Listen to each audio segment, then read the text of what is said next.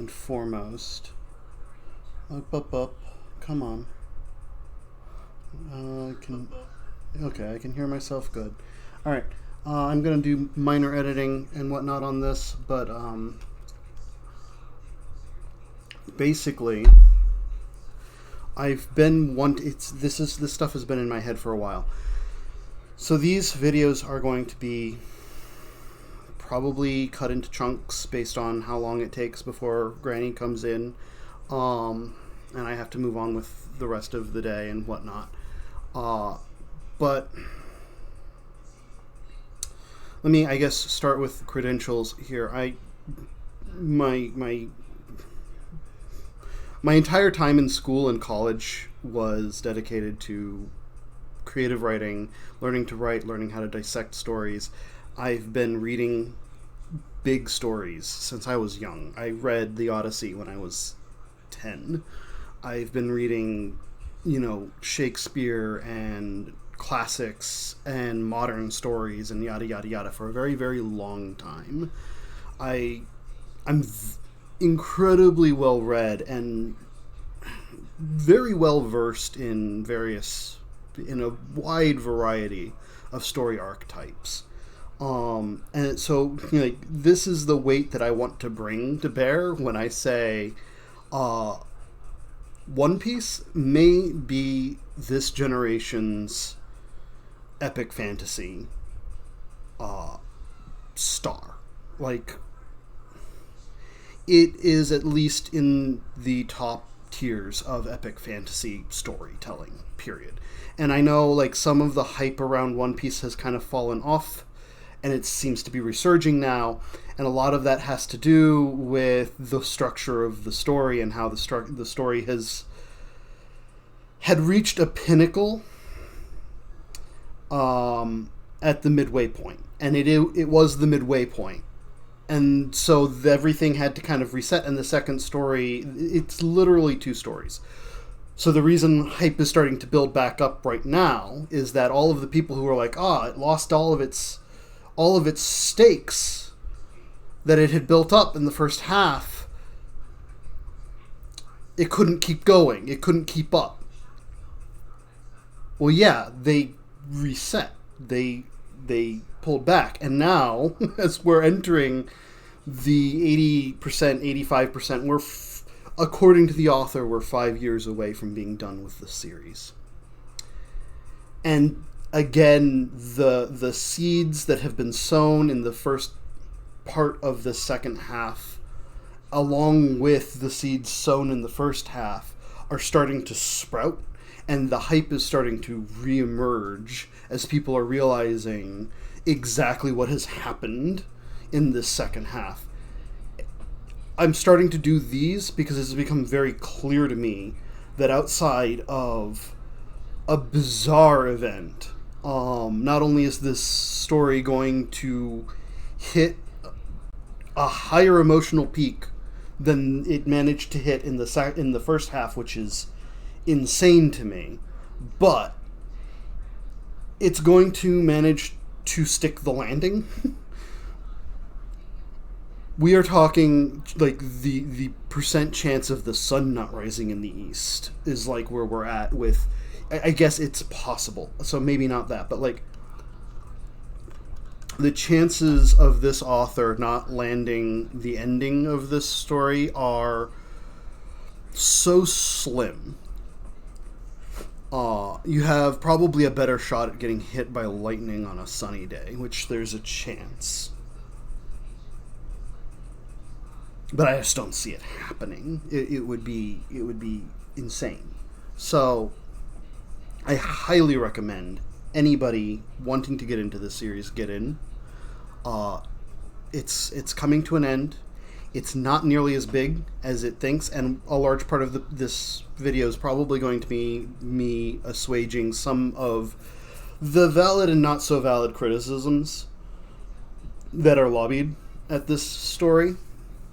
But I want to open up with the ways in, because there's a unique quality to Japanese storytelling that allows you to kind of subvert the rules of regular reading. It's not advised, especially as we're coming to the close of this and starting to see the strings that draw all the way back to the beginning.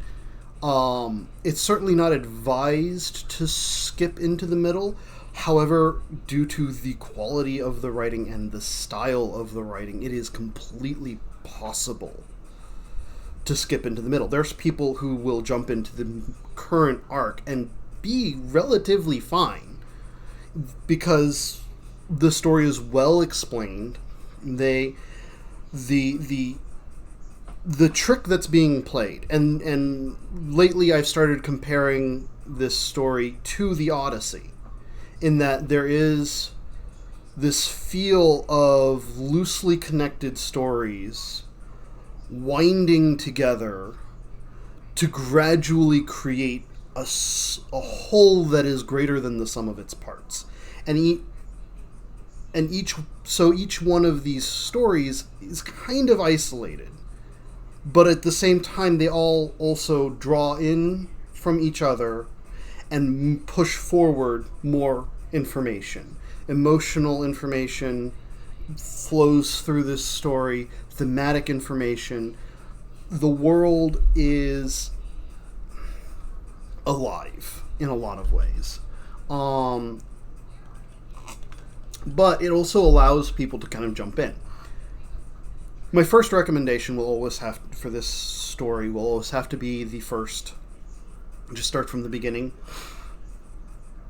Either the animation or the manga. I personally always will say start with the manga. It's far easier to start off reading and then, rewatch it. This is one of the cool aspects of how Japan has developed its relationship between the manga and the anime. In that the anime provides an easy second read of the story because you're getting the same story again, fed to you in an easier manner, so it's easier for you to pick up on the stuff that you missed the first time when you read it. So with most Japanese media, I highly recommend starting with the manga and then moving to the animation. In part because it's also very hard to move from the animation to the manga in general. Some people can do it. If you're one of them, just feel free to disregard this. But, starting from the beginning is a completely valid entry point. There's this weird theory going around that, it doesn't get good for 12 volumes. It's good from the start. It's really good from the start. It gets better. That's the thing that people who are 4, 5, 6 arcs in and looking back at the first arc feel it's quaint. Because every emotional beat in the first arc is amplified by multitudes.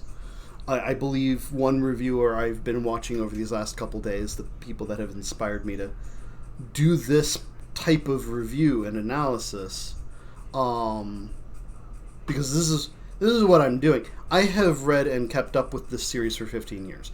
I am all the way at the top end, and this video is the only one that I'm going to do that's spoiler free. After this, it's all spoilers. I am going to do a literary analysis. This is an actual analytical, focused breakdown of this whole behemoth of a story that stands on the shoulders of the titans that came before and builds quite high. This is the type of story that in a few generations will be talked about, will be fundamental to literature classes pretty much around the world. This is one of those stories that's going to last the test of time in many ways. it's one of those things that you can tell it when you see it. There's a reason that the One Piece fan base is as big as it is. And it's because it's a damn good story. So, where was I? There's a lot to deal with here. So yeah, my first pitch is always going to be start with the manga, start from the beginning and go. However, you don't necessarily have to. The first few stories of the manga are ill-representative of how the stories go later on. The first story that is really representative of what One Piece is capable of and able to pull together is Arlong Park, which is another great entry point into the series, is reading or watching through Arlong Park. It is a very solid story. It capstones basically capstones the introduction of the story and somewhat begins the next chunk. It's not really for the story itself can be broken down in so many ways. If you ever wanted to plot on a graph the introduction, rising action, climax, and pull down of this story, you'd have a graph that had like 7 or 8 lines running up and down in different directions at any given point in time. It's just because that's just how the story operates. It's just operating on all gears at once at all times.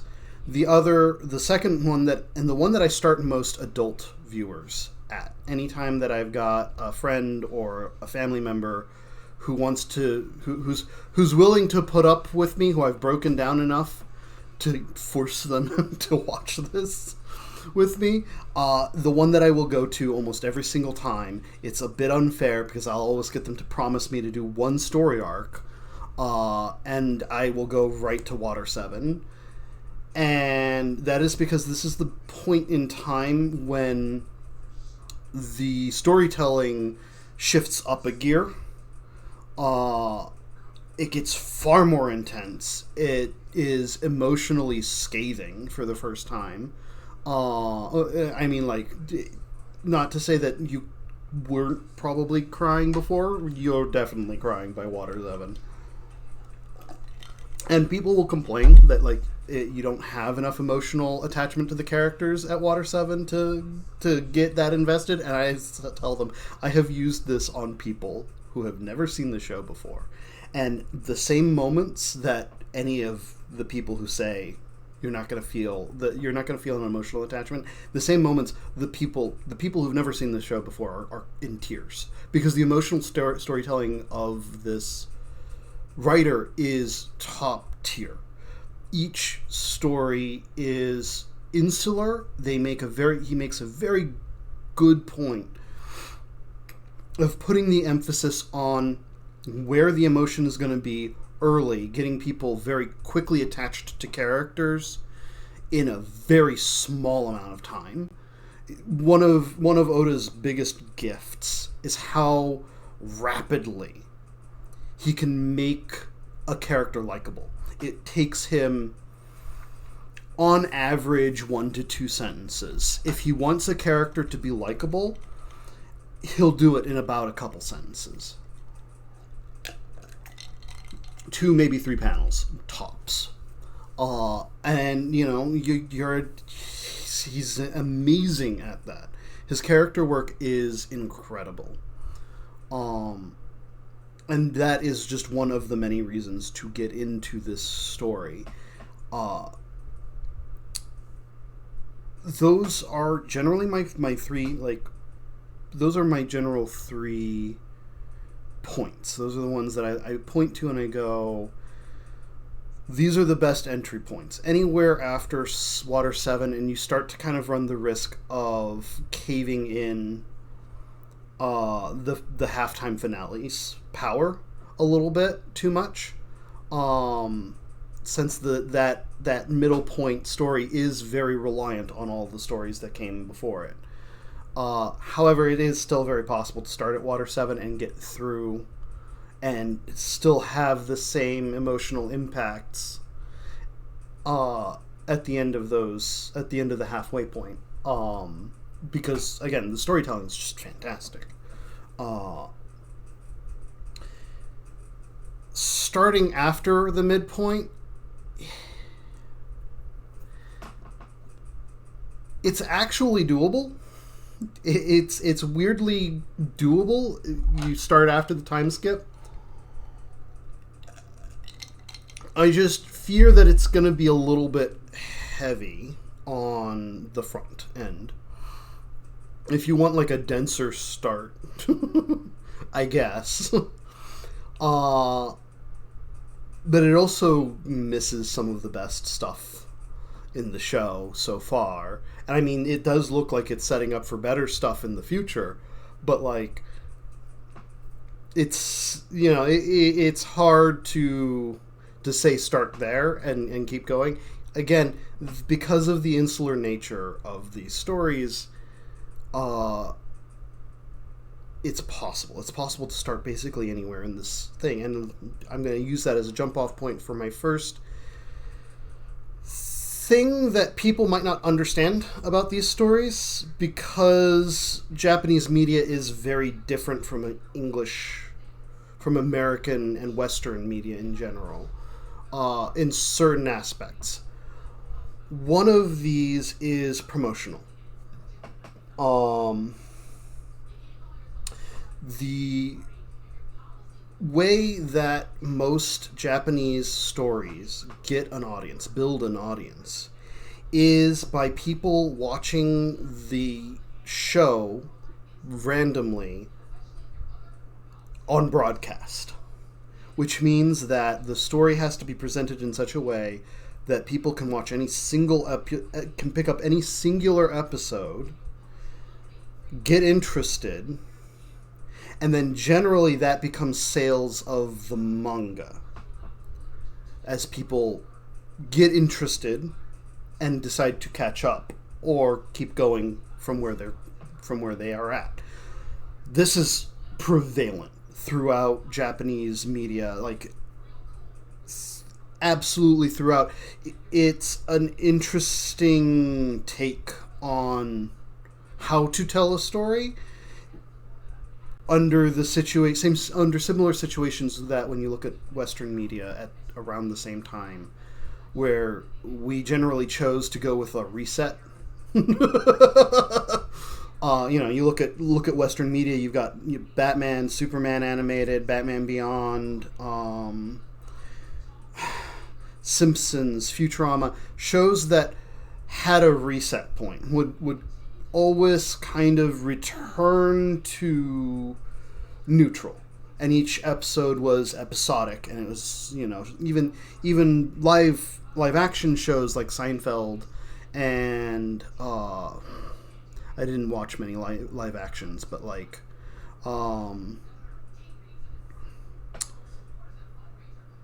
rare were the stories like the ones that I did. The live actions that are coming to my mind now, like Firefly and Arrested Development, are actually the ones that did have ongoing stories, because they were rare, but they still happened. And I think a lot of the problem there is that most live action Western storytelling has been soaps and reality TV, and neither of which have I a shred of interest in. So, that is a chunk of media that I've just never engaged with or watched. So, but those did have episodic reset conditions. Again, like I know enough about them to know that there was some ongoing storyline, but there was always a reset point. So things always kept winding back. Meanwhile, Japanese media twisted into, we're going to do ongoing stories, we're going to do a lot of flashback, recap, and other stuff to fill in gaps for people who are watching this episode. Because again, these stories are being told before streaming. And interestingly enough, Japan did not handle streaming well. Where we took that as an opportunity to start doing, Steven Universe and Avatar and Adventure Time and Gravity Falls and the Marvel stuff and all of these ongoing storylines that, because it's all streamed and it's all in one library and it all gets dumped at one time, people can watch from start to finish and get the whole thing without needing any recap at all because it's all in one place and at their leisure. Japan was not on the ball for that. And it took a lot of fighting to get newer shows to shift to the new style of streaming service. So, newer Japanese shows look sharper, move faster, have a lot less recap, have a lot more focus, and are much closer representations of the mangas that they come from. And I'm looking at Gintama, My Hero Academy, One Punch Man, and even Full Metal Alchemist Brotherhood, which kind of started this streaming process, this switch to a streaming process for Japan. One Piece is not that. One Piece is 30 years old now. It started in the age of of broadcast. Japan only switched to streaming in about the last 5 to 10 years. And gradually, with a lot of tension about doing so. So you're already going to be, so this is what kind of creates the unique storytelling situation for One Piece, in which the larger story is wound around these smaller story arcs. And so it becomes very akin to the Odyssey, where you had, Odysseus land on an island, deal with a problem on the island, and then move on to the next island. And in that story, the case was that Odysseus had scorned the one god and was now being fucked with. Here in One Piece, it's a little bit more of a merger of Odyssey and some of the older stories about treasure hunting with a goal in mind, with a treasure at the end. But the same basic construct occurs, where you go to an island, the island has its own kind of universe of rules, and you deal with that, and then you move on to the next island. And so it creates... I've compared One Piece's storytelling to kind of being presented with a basket of fruit. And each fruit is fresh, crisp, delicious. They're set up in an order that will make the flavors play off of each other better. Each one, if you follow the order, each fruit will taste even better. But you could pick out any fruit in the basket and enjoy it quite fully, because the fruits themselves are self-contained and delicious. And then there's the midway point, which is more of a fruit salad. I do not advise starting at the fruit salad. I advise starting before it. And I will kind of do individual breakdown. I will get into the individual breakdowns. But this will bring me into the next big criticism: length.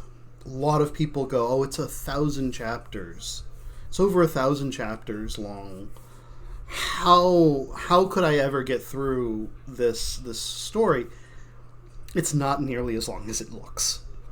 Those numbers are big, but they're not terrible.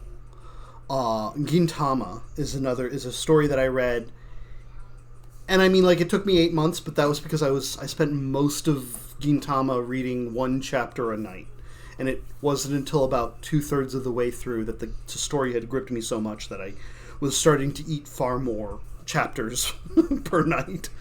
On average, a chapter is maybe 3 to 5 minutes of reading. It's not much. There's 17 to 18 pages. They are not textually dense, especially not in One Piece.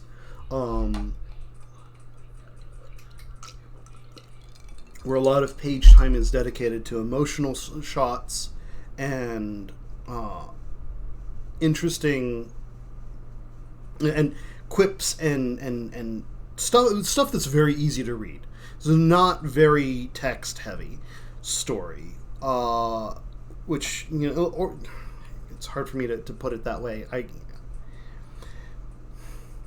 It's not dense. It's not. You're not going to hit pages that look like textbooks. Even when they get into the most complicated stuff, parts of the world building, it's always broken up into smaller pieces that are easier to get through and go.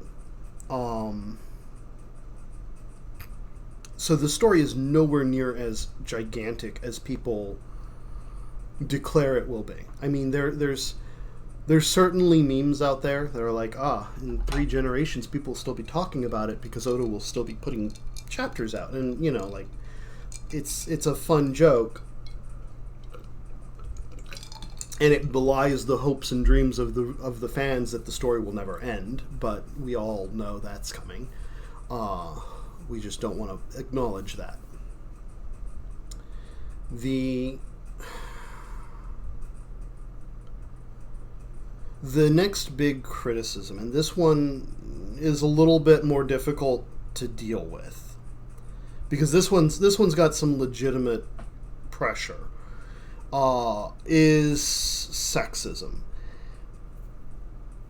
It is really, really difficult to outright say that One Piece is sexist, and it's also really difficult to say that it isn't.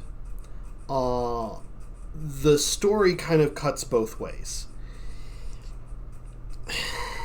And, you know, part of that comes from a strong cultural difference. Japan is in a very different place than we are when it comes to women's rights. The fight around women's rights looks different. I hesitate to say that they're behind the West, because from what I've seen, they're roughly in the same spot. They're just coming at it from a different direction, if that makes any sense. And so a lot of the grinding, a lot of where people are going to get a little bit upset, is in kind of the exhibitionism peeping Tom situation. That is the normalized stuff. Because, like, there is sexual abuse talked about in the story, and it is considered bad. And there are plenty of very strong female characters in this story that take on major roles and deal with major problems. There's even some very strong LGBTQ plus representation in the story, especially with the newer chapters. But even in the first half, there were some very strong overtones for inclusion and representation, because the story itself demands that. The problem largely comes down on the flirtation peeping thing. And this is kind of a cultural thing. I hate to put it this way. This is just kind of a cultural thing. In Japan, a lot of this conversation revolves around punishment. What should the punishment be for a man staring at a naked woman's body when she doesn't want to be stared at? What should the punishment, what is the penalty for that? What can the penalty be? Because there is the argument is that there is going to always be a category, a group of people who are going to want to peep. This is fetishistic.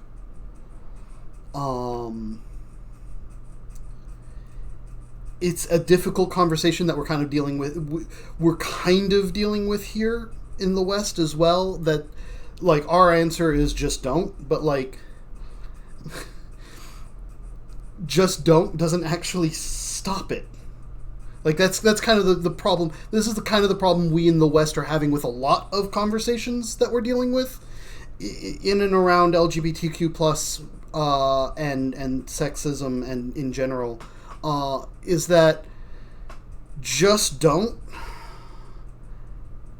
is a nice thing to say, but it's also a very quick way to remove all responsibility. And, like,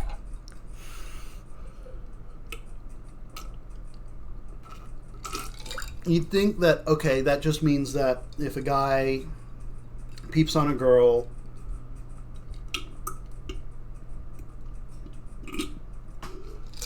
he's responsible. He is responsible. He has done something terrible. And then what? What's the next step? Because something that is important to keep in mind is that penalty and punishment have to kind of follow. Otherwise, rules are going to be broken repeatedly until someone stops them.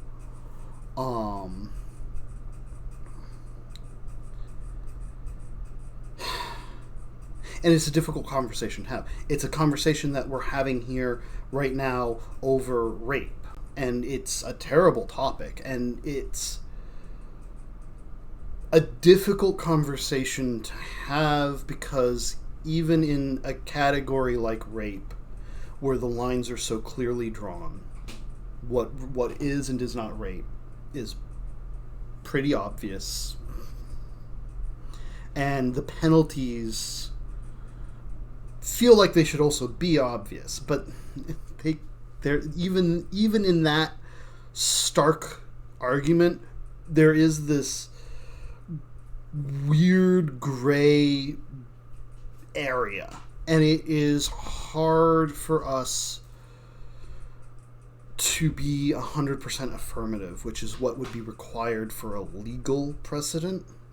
And this is where it's where we're having difficulty in the conversation. It is why these conversations have kind of stalled out, and why a lot of the focus of things like the Me Too movement have shifted to the most obvious cases, the most clear-cut situations, like companies that have been habitually abusive, and individuals who have a long history. Because those are the most clear-cut. Those are the most easy to go, this person or this company is responsible. They have done this terrible thing repeatedly. They have no remorse. They need to pay a penalty. And that is fair. And that is, legit. But once you move one step down from that and you start talking about teenagers and young adults and drunk people, and some of these are more clear cut than others, some aren't. Like in situations where both parties are drunk, it's not as clear cut, it's not as black and white, it's harder. It has to be a more individual decision. And this is why when we get into, One Piece and the kind of lax attitude One Piece has towards peeping, and, women legitimately going, well, she doesn't want to be seen naked,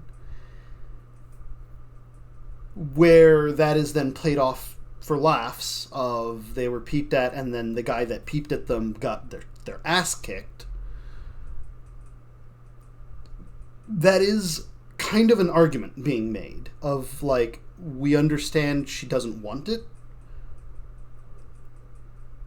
but beyond it being a brief infraction of her privacy, which we all suffer those, and we kind of have a social normative way of dealing with those, which is, some form of aggression, some form of telling them off and telling them not to do it again.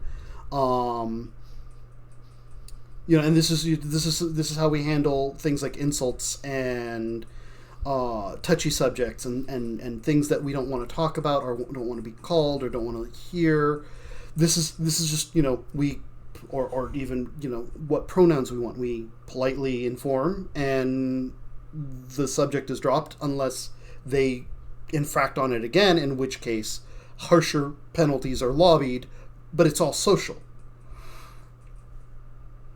And this is kind of the argument that's being made in the story, is that the penalties for something like peeping are harder to implement, harder to handle than penalties for more severe things. They shouldn't, but, like, men do it, women do it. It happens a lot. It's hard, especially when you're dealing with teenagers who are trying to learn their position in the world and learn what is and isn't good, what they should and shouldn't do, what is and isn't a breach of privacy. And that is kind of part of what's being ground into the story of One Piece, is this pseudo argument. It's not even like, and I hesitate to say that it is an intentional one. It is more of a cultural one. It's more of where the culture has gotten to in Japan, is like, this is the thing that the boys do, and part of it is that, like, public bathhouses are a thing. And inevitably, when the children, get of a certain age, they're seen trying to climb up over the wall, catch a sneak at the other side, trying to see what the other side is developing, and it's hard to look at that and go, and implement a harsh penalty on that. It's something they shouldn't be doing, and the show certainly does treat it like something that shouldn't be done. And every character that proudly exclaims that this is something that they want to do is immediately referenced as a scumbag for wanting to do that. And it is played up for laughs. But this is just a very weird cultural thing, and there's going to be a lot of the kind of friction is going to come from these strange cultural differences between the East and the West. And I hesitate, and to put this into perspective, this is the same kind of friction that exists in other great works, because they come from cultures that are separate. There's similar frictions in Lord of the Rings, and in, like, I can't, like, and in a lot of Shakespearean dramas, and in a lot of, there's in a lot of older stories, there is this same modernized friction because of the cultural differences, even though a lot of the messaging is still kind of the same. It's actually kind of incredible how much conflict over women's rights and minority rights has existed throughout society for such a long time. But they're all kind of coming at it from the culture that raised them. And so this is one of the big things that people have some issues with. And there is legitimate issue to be had, but it's hard to put it as, like, a lodestone around the story's neck that will sink it. Because it's such a generally minor part of the story, first off, and second off, it is such a minor thing it's treated like such a minor thing in the culture. So, it's very difficult to make arguments, one way or the other in that context. And I'm trying to remember what the next one was, because there was another one. The fights. So another big common complaint is that like it is a shonen anime and there's a lot of combat. The thing you have to understand about the story is that it's not even that this is the medium that it's presented in, it's that the fights are a tool being used in the kit. The way conflict is dealt with in the story is metaphorical in a lot of ways. A lot of the setup, and I'm going to cover this when I go story by story, a lot of the way that these conflicts are choreographed is very important to how the story is being told, to the metaphors of the conflicts that are going on, to the lessons being delivered, and to the payoffs. A lot of people want to think about this show in the same terms as other anime, with power levels and characters being at or under or above. And it's really weird for me to see these comments even this far into the story, when like the entire story is built around subverting that trope. Almost every single character, sure, they get power-ups, but the power-ups are non-linear. Everything that happens in the story is characters becoming strong in their own way, and their individual strengths and weaknesses determining, along with the setting, how strong they actually are in one situation or another. In fact, the story does a very excellent job of using advantage and disadvantage positions in many ways throughout the storytelling process. Characters are constantly moving from advantaged positions to disadvantaged positions, and their behaviors change in reflection to that. And just like to give a mild example without any spoilers, taking even like the main character of the show and putting him in the middle of as strong as he is, and putting him in the middle of the ocean will pretty much render him powerless. He's unable to swim. So even if you've given him something to stand on, if that is taken away from him, if that is attacked in a fight, even the weakest creatures, even weak soldiers could probably defeat him under those circumstances. And it's important to kind of keep that in mind.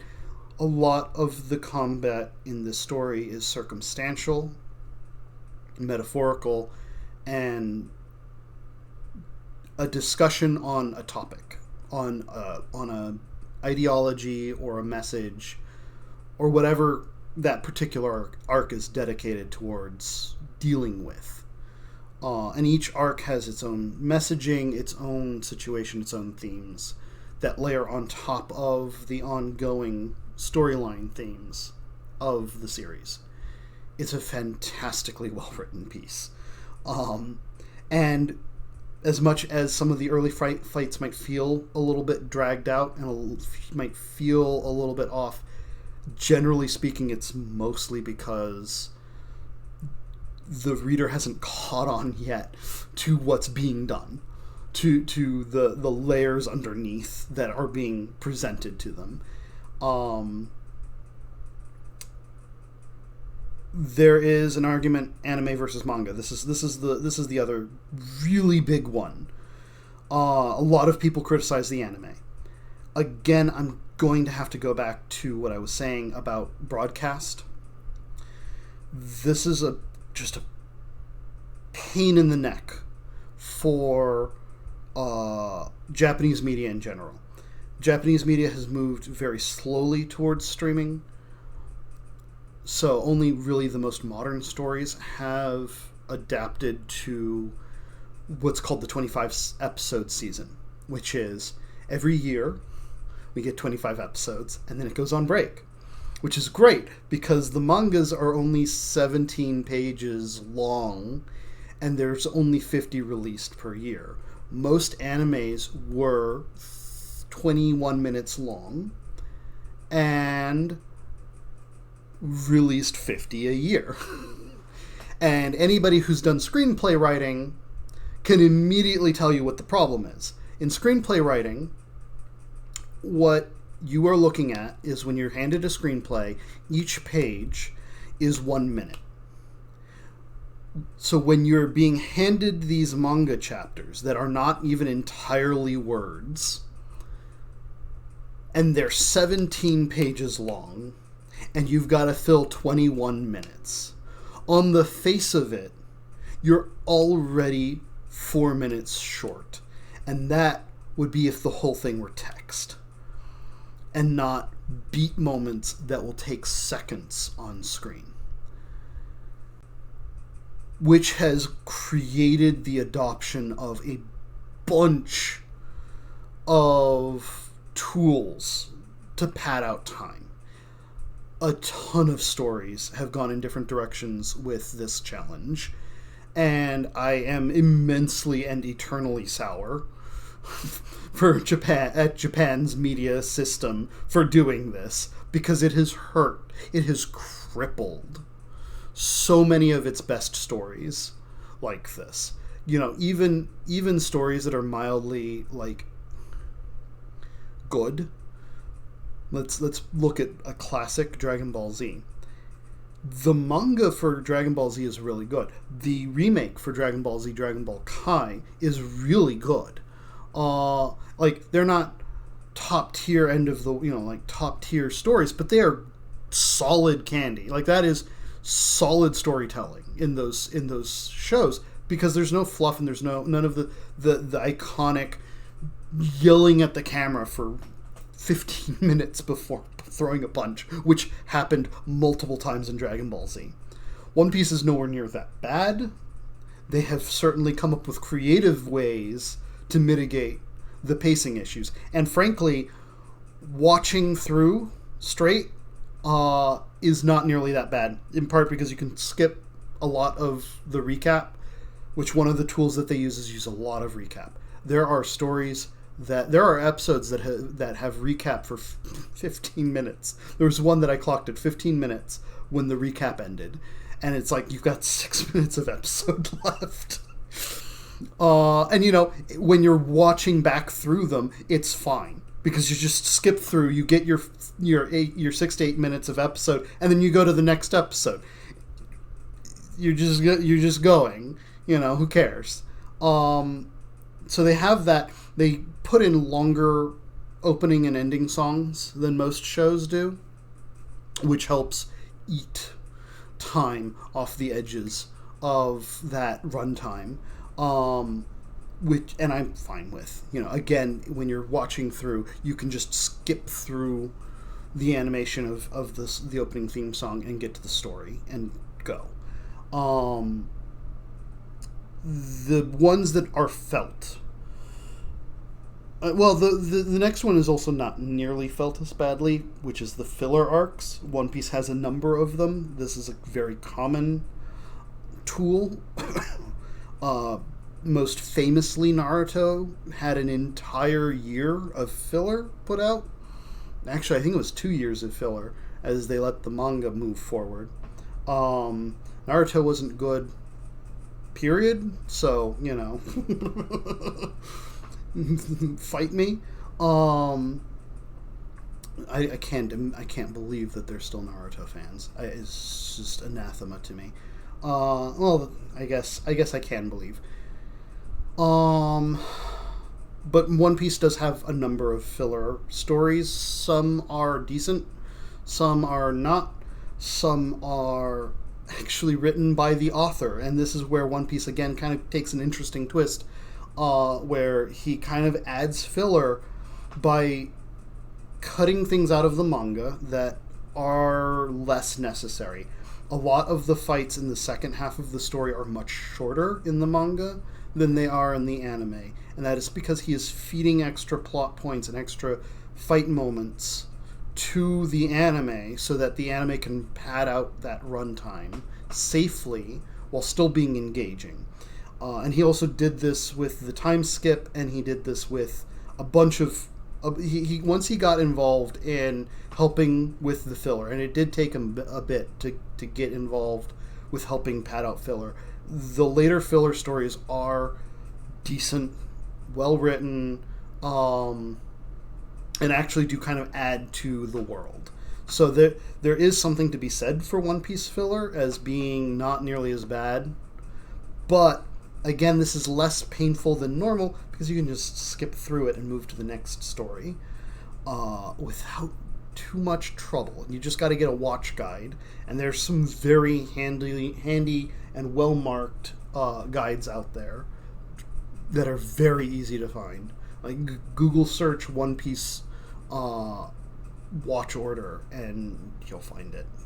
It'll pop right up. The next, the ones that hurt, the most for One Piece are reaction shots. There are some episodes that feel like they are 90% reaction shot, where something happens and they have to cut to every character that's in the room and get a facial reaction, and it's seconds, but it adds up. It adds up very quickly, and it does start to weigh on the storytelling.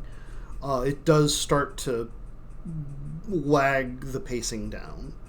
And then the other one is emphasizing certain character traits, specifically with Luffy. Luffy can get a little intolerable at times because they're adding extra jokes and extra stupid things that he does, stupid problems he creates. This is basically like mini filler, and like for a character that's already pretty viewed as pretty dumb, and he is, it starts to feel a little overkill. It starts to feel like it's detracting from the pacing of the story, and it is. It's there to pad time. They need to fill that runtime with something. And Luffy creates an easy out for them. If they really need to pad some runtime, Luffy can get his head stuck in something for a little bit, and or do something stupid. Like jumping on a bridge for a while. It's just like it's little. It's not a lot of time, but it's still just kind of eating at that runtime that needs to be filled. Really, but then like the flip side of this coin that I'm going to present is that as amazingly good as the manga is, and the manga is very good, the anime is able to take the emotional moments of the manga and make them sing. There are moments that the show can use because of the capacity for sound and motion that take an emotionally devastating moment and just pummel you with it. It's intense. It is an intensely emotional story. And the anime emphasizes those points very well. Probably better than the manga. And there is a shining light.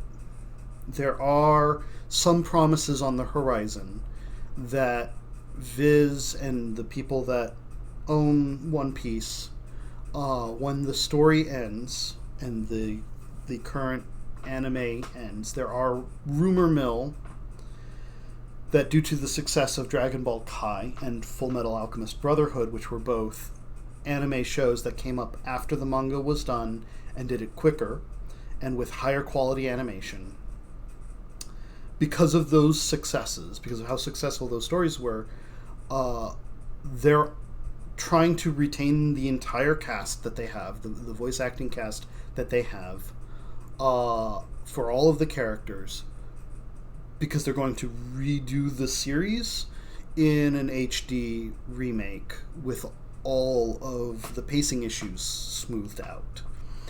And what this means, because let me point you to, again, Gintama, a similarly lengthed story. Gintama is now concluded, and Gintama is close to the same length as One Piece. Gintama did a little bit of the filler stuff, but they quickly realized that pacing problems were going to kill them. So what Gintama did, because it came from the same era as One Piece, what Gintama did, the ballsy bastards, was said that if we can't continue with the manga, because the manga's not got enough, if we've run out of manga to work with, to translate, cancel us. Just cancel us. Just cancel the show, and we'll come back.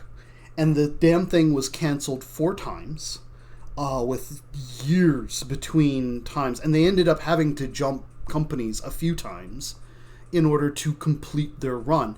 And yet, the anime for Gintama is fantastic. There's very little filler, about the same length, and Gintama did it in about 300 episodes. So that should give a reference point for One Piece, which is going to go a little bit longer.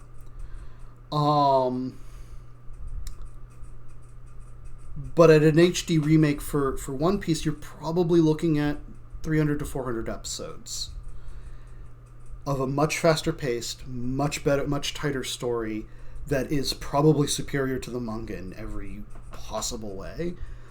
In part because what the remakes allow for is the author to make some final tweaks,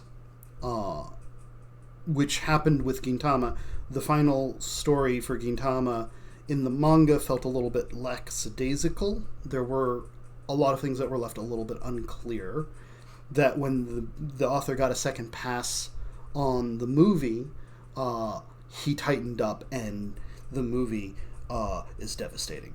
So Gintama, by the way, is I'm going to talk about it a bit during these, because I do see these kind of on parallel tracks, and Gintama is another story that I look at and I say, this is one of the best stories. This is another one of the best stories that we're going to probably see in this age. And I'm going to be doing a Gintama review after I catch up on One Piece, and I'm going to kind of keep One Piece going in the background. So I'm going to be this is my wheelhouse. I do literary review and analysis. I've done literary review and analysis my entire life. This is my wheelhouse. I do it with games, and I might include some games in this later part. But just the opportunity to talk and get some of this off is invaluable to me, because this is the shit that keeps me up at night. I was up until probably 6 o'clock in the morning last night, just thinking about One Piece and breaking it apart into the some of the problems and some of the strengths and some of the weaknesses. The story is so good; it overcomes any and all weaknesses, no matter the format. It is. This is. I am happy to declare that this is a story that is capable of being vastly superior to the sum of its parts and to any sort of niggling problems that pop up in the storytelling. The storytelling is just so strong and so well put together that Ugh. And like I'm gonna have to do it in chunks. Each chunk, I've got it. I already know which chunks, how I'm gonna divide the initial story into chunks. Uh, a lot of people have a very specific breakdown. Mine generally comes around with climaxes, so I'm gonna be doing East Blue, Arlong Park, the Logtown to Whiskey Peaks, Alabasta, um, Sky Island, uh, Davy Back Fight, Water 7 Ennis Lobby, Thriller Bark, Marine Ford, uh, Fishman Island, Punk Hazard, Dressrosa, Whole Cake, Wano, which is current. Um, in that order, and any of the, if anybody's like, oh, but there's XYZ multiple stories in some of the, before, between some of those, yeah, that's covered. Like when I say Alabasta, I mean I'm doing Little Garden, frickin' Drum Island in Alabasta, and when I say Marine Ford, I'm doing Shibondi and the others. I'm still going from Shibondi to Marine Ford because like those storylines are absolutely interconnected. That this is to be taken as a whole. There's some chunks of this story that are huge that need to be taken as a whole. If we're going back to the fruit metaphor, some stories like East Blue are kind of like grapes. There's a bunch of them. They're tiny. They taste delicious. Uh, and then you've got stories like Marine Ford, which is like a watermelon, like a big watermelon. uh, where it's just gigantic. It's just a gigantic thing that hurts. Hurts people. Um,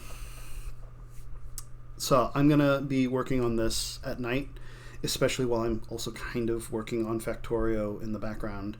And then once I'm done with the Factorio patterns that I'm working on, I might rotate this around a little bit. I don't know. We'll see. We'll see what happens. I'll see you guys later, though. My voice is giving out. So, goodbye.